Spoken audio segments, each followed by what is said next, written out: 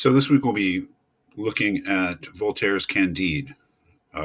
First thing you should know, I guess you do know, if you look at the module, is that I've just given you a link to the Project Gutenberg e-text. That would be the easiest thing to do. And then if you can see this, I have just put out, listed the readings, the chapter numbers of the readings. So let me just wait for it to load.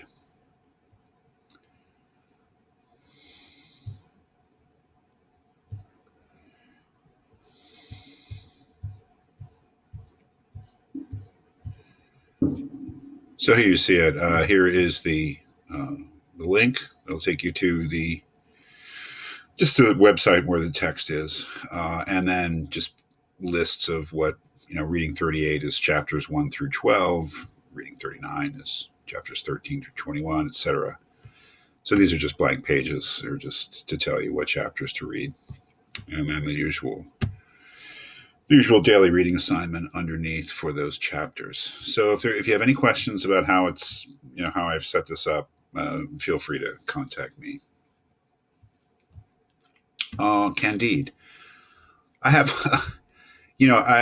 Candide was a book that a number of years ago was added to the Intellectual Heritage reading list. And I got to tell you that I hadn't read Candide in a number of years. Maybe since I was your age, or maybe since I was, at least as an undergraduate. So when I took another look at it, got to say I was a little shocked and a little surprised that they would add this, and for a number of reasons. It was written in the 18th century by a Frenchman, very famous, Voltaire, philosopher, writer, thinker, general wise man of the 18th century. And you, by the way, you can skip this introduction if you want. You can read it. I mean, I haven't read it. That's just the original introduction to this edition. But if you take a look at even the chapter descriptions,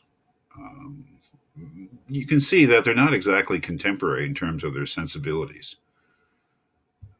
For instance, what does he say? Yeah, chapter 9. What became of Cunegonde, Candide, the Grand Inquisitor, and the Jew? I mean, it's harsh. I don't think that I don't think the book is outright anti-Semitic, but it borders on it being that way. It also borders on being racist, if not, clearly racist, and some of its some of the things that it portrays, some of the people that it portrays. It also, I don't know, is arguably misogynist. And I don't know about that. Maybe it's a more complex question because a lot of this book is, as you'll see, is suffering and violence and outrages of different sorts, including multiple rapes. I'm not saying that Voltaire thought that they were funny, but this is, after all, whatever else it is, a comedy of a certain sort. There are parts that are funny, and there are parts that are supposed to be funny. And it contains an account of a lot of women being raped, being sexually assaulted. So, I mean, there's just so many things about it that make it problematic. Yet it's probably one of the most widely read texts from the 18th century. It's incredibly influential in terms of the kind of story it tells and the mixture of tragedy, comedy, and social commentary. I've been reading a few 20th century novels, early 20th century novels, English novels, a couple in the past month or so, and it just struck me that both of them were just sort of modern versions of Candide. And so on the one hand, I mean, there's all these questionable things about it. On the other hand, it's got to be one of the most influential pieces of fiction in the Western tradition, at least. So, I just want to warn you about that. I mean, it's a pretty savage book. And although in its details, again, verging on to anti-Semitism or, depending on your judgment of it, verging on racism, verging on misogyny, verging on all sorts of, kind of terrible things, I guess. It is, the suffering that the characters go through, the horrible experiences they have, and they all have horrible experiences. They're either half beaten to death, or they're raped, or they are subject to horrible diseases, most of them sexually transmitted diseases. The suffering that the characters go through is really a necessary part of the point, as we'll see, that Voltaire is trying to make. I mean, it couldn't be, the story wouldn't be what it is unless these characters went through just horrible, horrible experiences, because that's kind of what, to a certain degree, well, maybe not just to a certain degree, it's clearly an important part of the message about life and the world and human beings that Voltaire is giving us. So without the suffering, it wouldn't be Candide. Without the people going through these just horrible experiences, it wouldn't be Candide. Now, whether that justifies the other things that I pointed out, I don't know. And again, it's for you to decide. I mean, I am not here to tell you what these books mean, and I'm definitely not here to tell you whether they're good or bad or indifferent. That is really up to you. So if you hate it, that's fine.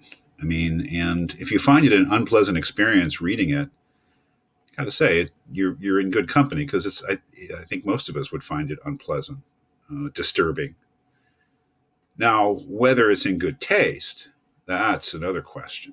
Whether you can have these horrible things happening to people and it still be a comedy is a matter of judgment. Maybe it's not. Maybe it's, I don't know. So anyway, that's really up to you. I'm just asking you to read it. I have some videos that I want to make about particular readings, bringing up what I consider to be just some interesting points about Candide, but I just wanted to give you something, an overview. It's a story. First of all, it's a story, and it's not meant to be taken seriously as a work of fiction that builds characters or goes into any depth. These characters in the stories are really not fully developed people. They are, to a certain extent, comedy figures, two-dimensional, one-dimensional, maybe. So it's this sort of breakneck story written in haste. The idea is that, I don't know, that Voltaire wrote it in like 2 or 3 weeks or something, and it was a first draft probably, and he just wrote it in haste. And it has that feeling. It's just sort of like this almost childlike way of telling the story, but unchildlike experiences, of course. But I don't know. I mean, whether it's good or bad is up to you. I don't know.